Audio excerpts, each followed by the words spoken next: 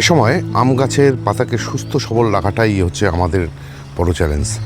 আর এই সুস্থ রাখতে গেলে দরকার হচ্ছে আম গাছের রুট ট্রিটমেন্ট। গাছকে যদি আমরা সুস্থ রাখতে যাই তাহলে আমাদেরকে কি গাছকে পরিষেবা দিতে হবে সেই নিয়ে আজকের ভিডিও।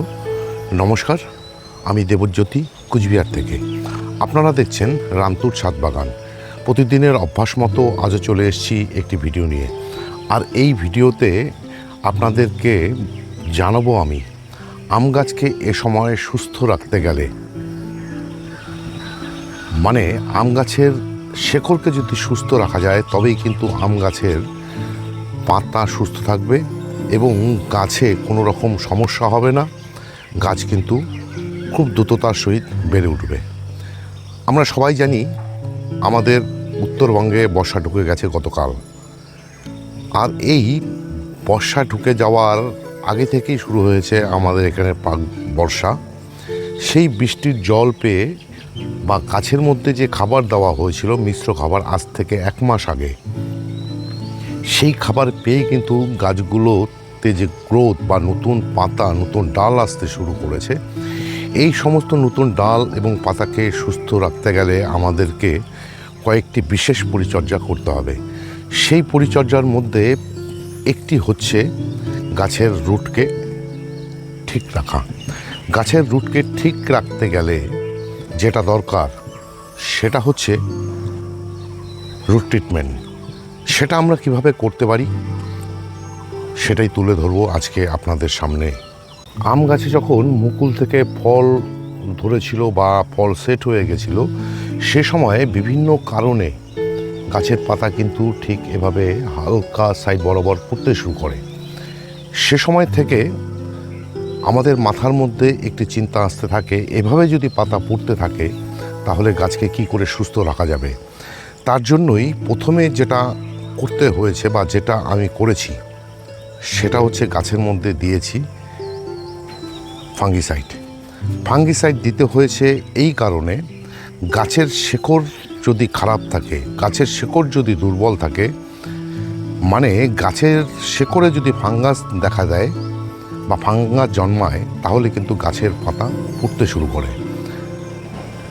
সেটা যেন হতে না পারে তার জন্য গাছে ফাঙ্গিসাইড ব্যবহার করতে হয়েছে এবং ফাঙ্গিসাইড হিসাবে ব্যবহার করেছি আমি ব্লাইটক্স।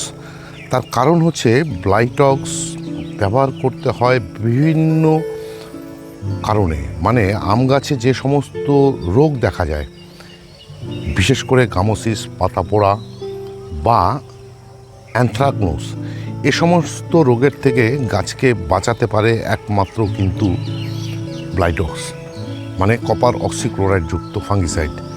সেটা ব্যবহার করা হয়েছে। সেই ফাঙ্গিসাইড ব্যবহার করার ক্ষেত্রে আমি যেমন গাছের পাতার মধ্যে স্প্রে করেছি, ঠিক তেমনই কিন্তু সেই ফাঙ্গিসাইড মিশ্রিত জল টবের মাটিতেও দিয়ে দিয়েছি।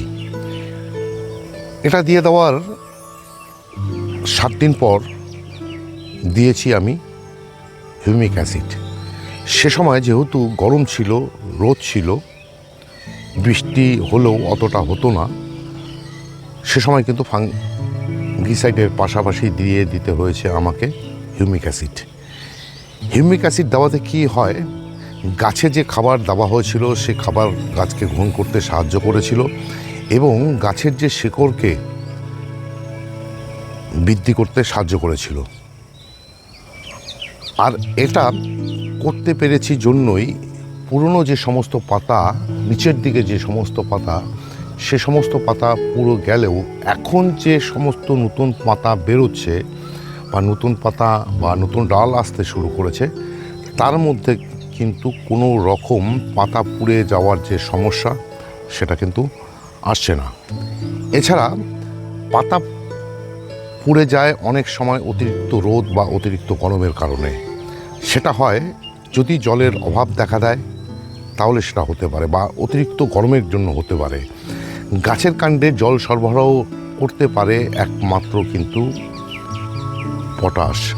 আর এই পটাশ হিসেবে আমি গাছের মধ্যে ব্যবহার করেছি বা ব্যবহার করি প্রতি মাসে 1বার করে, সেটা হচ্ছে সালফেট অফ পটাশ। সেটা 1 লিটার জলে 2 গ্রাম গুলি। এছাড়া টবের মাটিতে প্রথমে দিয়ে দিই ক্যালসিয়াম। ক্যালসিয়ামের সোর্স হিসেবে আমি গাছে ব্যবহার করি বা করেছি সেটা হচ্ছে জিপসাম। আর এই জিপসাম দিয়ে দেওয়ার পরে যে জলটি দিতে হয়, মানে যে জলটি দিয়েছি সেটা দিয়েছিলাম আমি সালফেট অফ পটাশ মিশ্রিত জল, যাকে আমরা 0050 বলে থাকি। সেটা দিয়ে দেওয়ার ফলেই কিন্তু গাছের কাণ্ডের মধ্যে জল সরবরাহ ক্ষমতা যেমন বেড়েছে, ঠিক তেমনই ক্যালসিয়ামের অভাব পূরণ করে দিয়ে গাছের পাতাকে সুন্দরভাবে বেরোতে সাহায্য করেছে। তাছাড়া অতিরিক্ত গরম বা অতিরিক্ত রোদ বা এই যে মাঝে মাঝে বৃষ্টি হয়ে যাওয়া, এর ফলে কিন্তু গাছের কাণ্ডের কোষের মধ্যে বিভিন্ন রকম রোগ দেখা দেয়।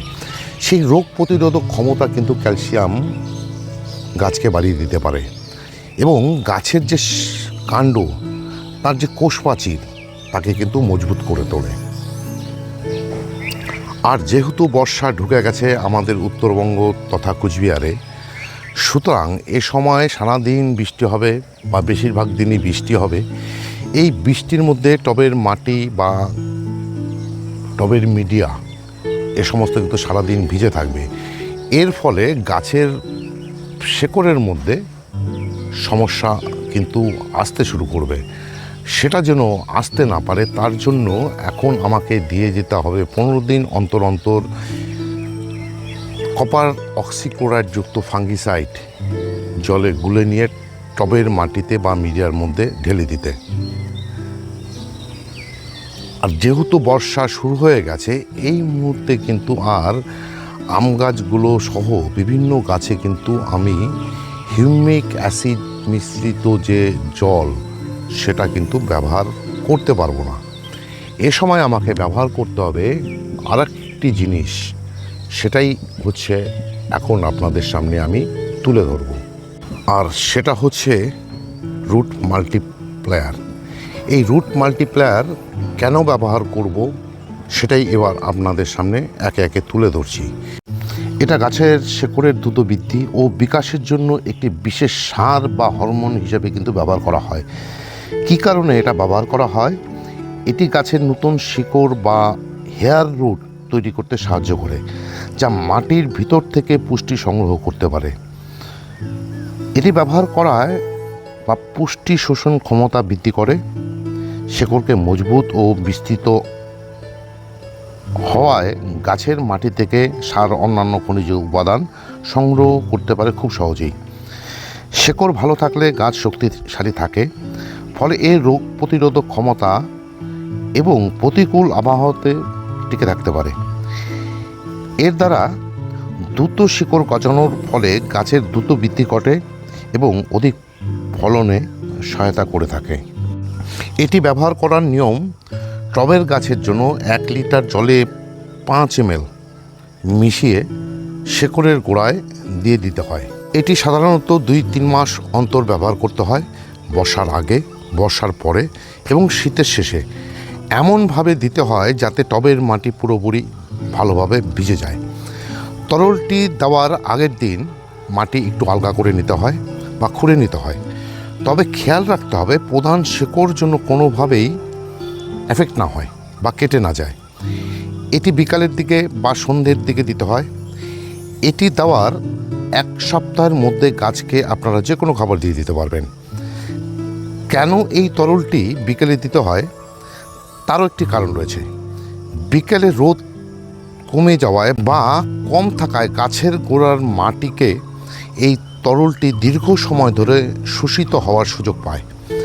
রাতে তাপমাত্রা কম থাকার ফলে এর মধ্যে থাকা হরমোন ও এনজাইমগুলো গাছের শেকড়কে বৃদ্ধি করতে বেশি কার্যকর করে থাকে।